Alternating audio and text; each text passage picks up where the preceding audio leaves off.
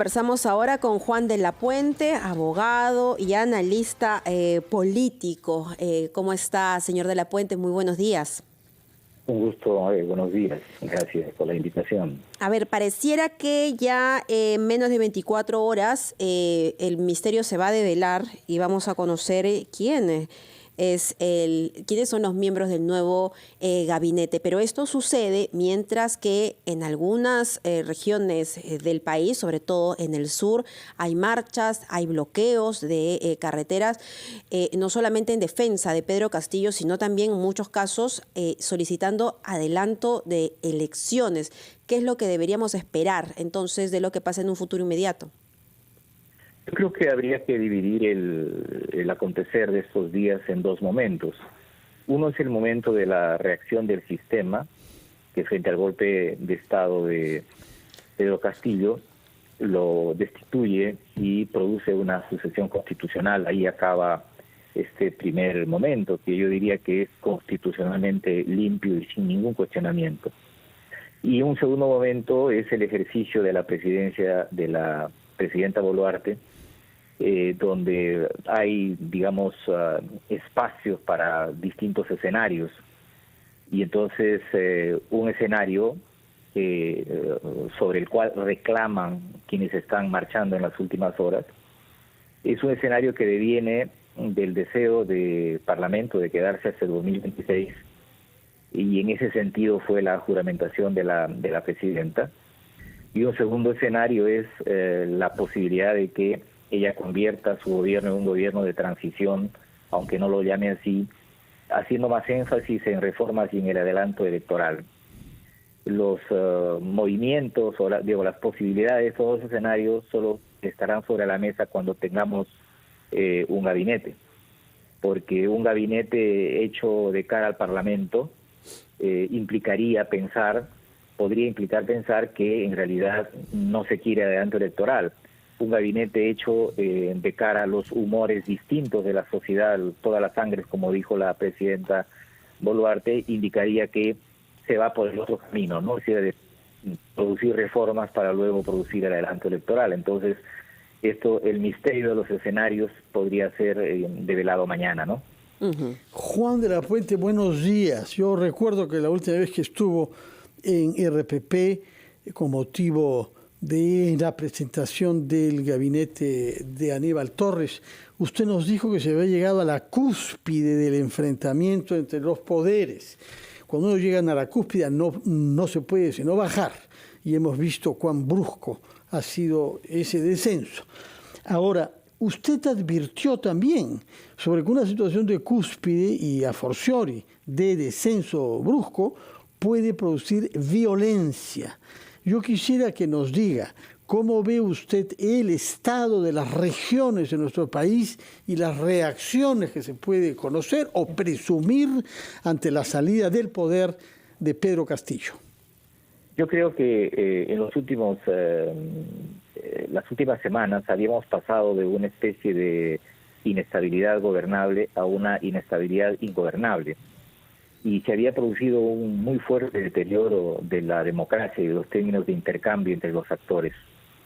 Mi impresión es que la posibilidad de que esta erosión nos lleve a un clima de violencia sigue siendo latente. Y quizás la manera de evitarlo es plantear seria y realmente un diálogo político por las reformas, y que desde mi punto de vista implicaría un adelanto electoral. Un adelanto grande o leve como fuese, pero un adelanto electoral, pero un diálogo franco, porque hoy día sabemos de que los llamados al diálogo que hacía la presidenta del Consejo de Ministros eran una coartada, y eso es precisamente de lo que adolece a la democracia, el diálogo como coartada. ¿Coartada para cubrir qué, señor Juan de la Puente? Para cubrir lo que se venía, que era el golpe de Estado del día de anteayer. Un golpe de Estado, señor de la Puente, que hasta el momento pareciera, ¿no? Por lo que indican quienes estuvieron en el lugar, que fue bastante solitario. Nadie sabía absolutamente nada.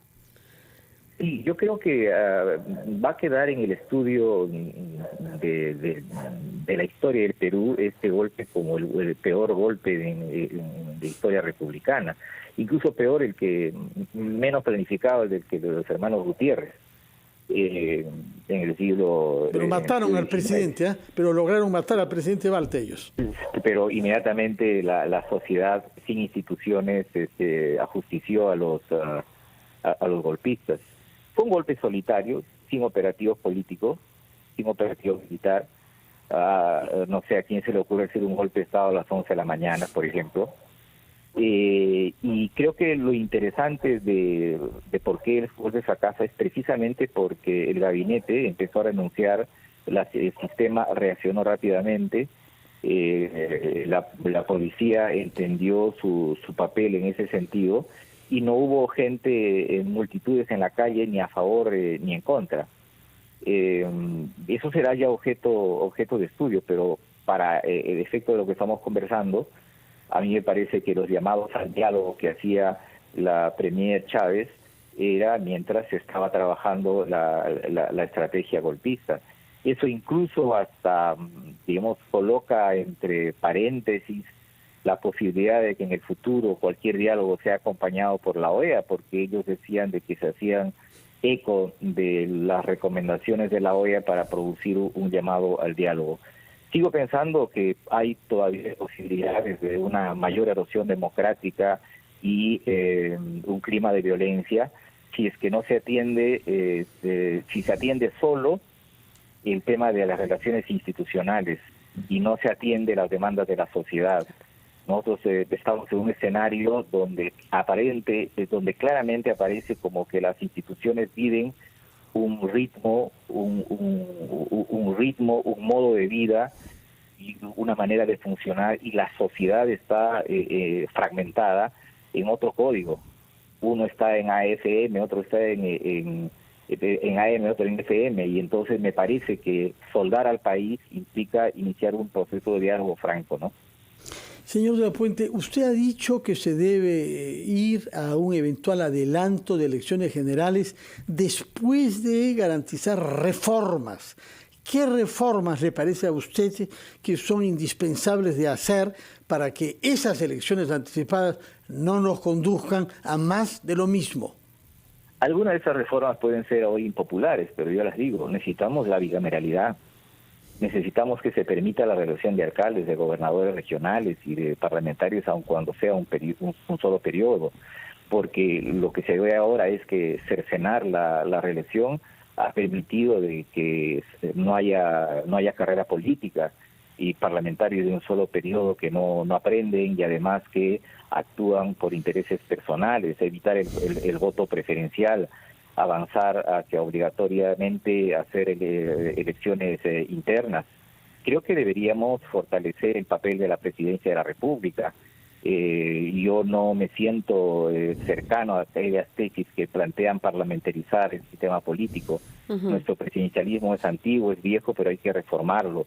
Y ahí hay medidas que se han planteado, como por ejemplo que cuando va un gabinete nuevo no pida voto de confianza. Yo creo que deberíamos ir a un remodelamiento del sistema que evite tanto el autoritarismo del presidente, pero también el exceso parlamentarista. Esas reformas tienen que ser dialogadas y conversadas. Tiene que haber ahí transacciones, y por eso a mí se me ocurre que el nuevo gobierno que ha jurado o que se va a implementar debe ser al mismo tiempo de transición, de transacción, con medidas de emergencia sobre las cosas muy urgentes que hay que atender ahora también. Entonces, habría que ponerse a pensar en el momento en el que estamos. Me parece que es un momento en que hay que mirar mucho para adelante. Muchas gracias. Un poco de la coyuntura. Muchas gracias, Juan de la Puente. Tomamos nota de las 5 reformas que ha dicho usted son indispensables. Mencionó la bicameralidad, la reelección, el no voto preferencial, las elecciones internas y el fortalecimiento del rol del presidente de la República. Muchas gracias por su presencia y sus explicaciones, y que tengan muy buenos días.